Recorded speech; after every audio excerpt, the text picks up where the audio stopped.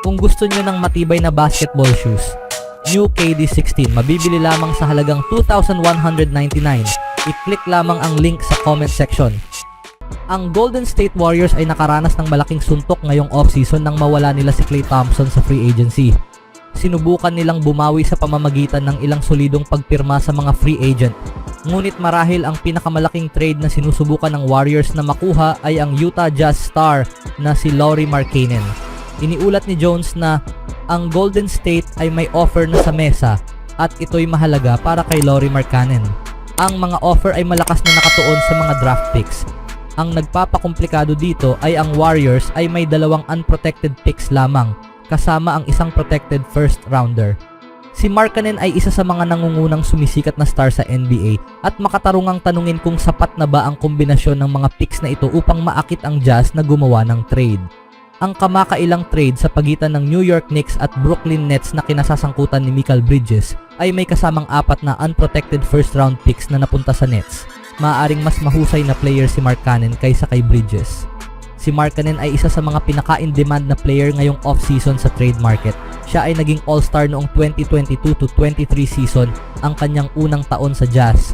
Nitong nakaraang season, si Markkanen ay lumaro sa 55 games na may higit sa 33 minutes kada laro. Siya ay may average na 23.2 points, 8.2 rebounds, at 2 assists na may shooting splits na 48% mula sa field, 39.9% mula sa 3-point line, at 89.9% mula sa free throw line.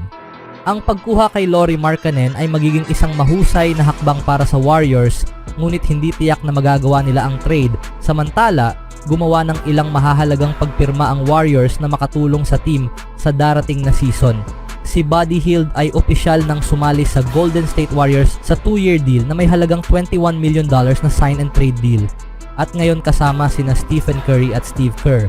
Kilala bilang isa sa mga pinakamahusay na 3-point shooter sa liga na may average na 3.4 per game sa nakalipas na 5 season, ang kanyang pagdating ay itinuturing na mahalaga upang mapunan ang pagkawala ni Klay Thompson. Bago ang FIBA Olympic Qualifiers semifinal laban sa Lebanon, nagbahagi si Hield sa kanyang desisyon na sumali sa Warriors. Nakikita kong perfect fit ito, sabi ni Hield kay Edvinas Jablonskis ng Basket News sa Valencia, Spain. Lumaki ako pinapanood ang kanilang estilo ng laro, ang paraan sa kanilang pag-coach, ang mga players sa paligid nila, sina Steph Curry, Draymond Green, Andrew Wiggins, mga estilo sa paglalaro ni Steph. Makakasama ni Hield ang star ng Warriors na si Stephen Curry, na kapwa nanguna sa NBA sa 3-pointers na nagawa sa nakalipas na 5 season. Kahit sa panonood kay Klay Thompson, palagi rin akong tagahanga niya at palagi akong humihingi ng payo sa kanya. Nakikita ang dinastiya na mayroon sila at ang paraan sa kanilang paglalaro. Pakiramdam ko ay akma iyon sa aking laro. Mabilis na ball movement, cutting, passing, gawin ang mga depensa na gumawa ng desisyon. Sa palagay ko sa pagpunta doon, marami akong matutunan at maiangat ang aking laro. Dagdag pa ni Hield, ang pinakabagong Warrior. Ang 31-year-old na sharpshooter wing ay patuloy na nakakagawa ng higit sa 203 pointers sa bawat isa sa nakalipas na 6 na season na may shooting percentage na 40% mula sa beyond the arc sa 7.6 attempts per game sa kabuuan ng kanyang karera. Ang mga stats na ito ay malapit na kahalintulad sa mga kamakailang performance ni Thompson, kaya't ang pagkuha kay Hield ay itinuturing na isang mahalagang karagdagan, lalo na dahil sa kanyang reputasyon bilang isa sa mga pinakamahusay na volume shooters sa liga. Gusto kong pumunta doon at manalo at subukang ibalik sila sa tuktok. Ang magagawa ko lang ay tumulong na maibalik sila sa tuktok. Magiging masaya ito. Ginawa nilang madali ang laro doon, patuloy ni Hield. Nagpahayag ng maingat na optimismo si Hield tungkol sa paglalaro kasama si Stephen Curry. Sana sa pagiging kasama si Steph, magagawa kong panoorin siya at matuto sa kanya. Matuto mula sa lahat ng pangunahing players tulad ni Draymond at Wiggins at maging sa isang championship caliber team. Nagkomento si Hield tungkol sa mga signings ng Warriors. Great pieces. Sa palagay ko ang front office ay gumawa ng mahusay na trabaho sa pagkuha ng lahat ng mga piraso, paghahanap ng tamang tao, tamang piraso na umaakma sa kanilang estilo ng laro. Ito ay magiging masaya. Bukod sa opensa, mahalaga ring tandaan na si Hield ay maaari ring magbigay ng lockdown defense sa mga critical na sandali. Sa kasalukuyan, namumukod tangi si Hield para sa Bahamas sa FIBA Olympic Qualifying Tournament na may average na 20.5 points, 6 rebounds at 6 assists kada laro sa mga panalo laban sa Finland at Poland. Sa pagsali ni Hield sa prangkisa, may pag-asa para sa isa pang championship run bago matapos ang panahon ni Curry bilang isang Warrior. Bagamat ang Splash Buddies ay maaaring hindi kasing tunog ng Splash Brothers, inaasahang paiinitin ni Hield at Curry ang scoreboard sa kanilang kahangahangang 3-point shooting sa darating na NBA season. Anong masasabi niyo mga kaibigan? Sa sumunod na balita naman mga kaibigan, ang Pilipinas ay ang nag-host ng 2023 FIBA World Cup noong nakaraang taon na siyang naging pinakamalaking selebrasyon ng basketball sa kasaysayan ng bansa na nagdala ng record crowd sa mga laro ng Gilas Pilipinas.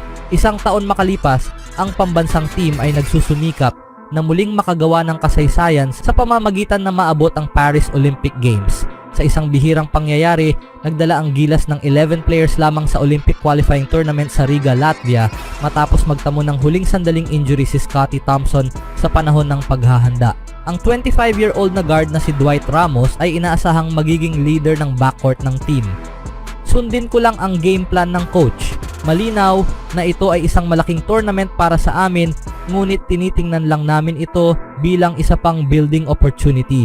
At kung mananalo kami ng mas maraming laro at makarating sa Olympics, maganda iyon. Ngunit ito ay simula pa lamang ng aming team at anuman ang mangyari, patuloy lang kaming bumubuo, sabi ni Ramos sa Basket News. Ang World Cup ay once in a lifetime opportunity para sa akin. Malinaw na ito ay sa Pilipinas, hindi ko alam kung mangyayari pa ulit, sabi ng guard.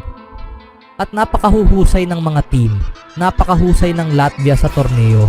Iyon ang aming unang laro. Alam ko kung gaano sila kahusay kaya napaghandaan namin sila ng maayos. Dahil naglaro ako sa parehong team, nararamdaman ko ang pagkakaiba. Sa tingin ko ang game plan ay ibang-iba at ang chemistry sa pagitan ng mga players ay iba na rin, sabi ni Ramos nang tanungin tungkol sa pagkakaiba ng team noong nakaraang taon na may Clarkson at ng team ngayong taon na wala siya. Parang lahat ay naglalaro para sa isa't isa. Walang sino man ang nagtatangkang magpakita ng malaking individual performance. Nandyan lang kami para maglaro, magsaya at subukang manalo ng magkasama. Sa tingin ko walang individual na nagtatangkang magpasikat, sabi ni Ramos na tila patungkol kay Clarkson. Hindi nakuha ng Gilas Pilipinas ang panalo laban sa Georgia, ngunit dahil sa laro nakakuha sila ng mga mahahalagang aral na kung saan natuklasan lamang nila ito sa mababang panahon. Ang zone defense ang unang estratehiya na natutunan ng mga casual Filipino basketball players sa kalye. Kapag nagiging mahirap ang laban at kailangan nila ng crucial stop, lumilipat sila sa man-to-man defense. Pero kabaligtaran ang nangyari sa Gilas Pilipinas sa kanilang 96-94 na pagkatalo sa Georgia sa FIBA Olympic Qualifying Tournament noong Huwebes, July 4. Dahil walang nangyayari sa kanilang laban kontra sa Crusaders, gumawa ng bihirang hakbang si Coach Tim Cone at inutusan ang kanyang mga players na mag-switch sa zone. Epektibo ito. Dahan-dahang nakat ng Gilas ang 40-20 lead ng Georgia sa ikalawang quarter, natay ang puntos sa ikatlo at nagkaroon pa ng ilang pagkakataong maagaw ang panalo at ang top spot sa Group A. Nang sinabi namin, mag-zone na tayo. Sa tingin ko iyon ang susi ng mag-zone kami. Sabi ni Cone nang tanungin kung ano ang sinabi niya sa kanyang mga players nang nakaharap sila sa 20-point deficit. Sabi ni Coach Tim nang tanungin kung ano ang sinabi niya sa kanyang mga players nang nakaharap sila sa 20-point deficit. Nasiyahan siya sa ipinakitang pagbangon ng kanyang mga players kahit na natalo sila sa dulo. Bihirang-bihira ito para sa akin pero sa ganitong sitwasyon, sa ganitong torneo, gagawin mo ang kailangan mong gawin. Kaya talagang nasiyahan ako, sabi niya. Hindi kami nag-practice ng zone. Hindi kami nag-practice ng zone mula nang magsama-sama kami. Kaya para mag-step in sila at maglaro ng zone ng ganun kahusay, nakakamangha. Ngayon, si Coach Tim at ang Gilas ay haharap sa Brazil. Ang zone defense na ito ay dadalhin ng Gilas bilang alas na isa sa gagamitin laban sa Brazil sa mga critical na pagkakataon. Anong masasabi niyo mga kaibigan? Always do it on my own, so I gotta get through it. And the only thing I know is to love what I'm doing. Never give up, never slow, till I finally prove it. Never listen to the no's, I just wanna keep moving. Keep my head up when I act, head up that's a fact. Never looking back, I'ma keep myself on track.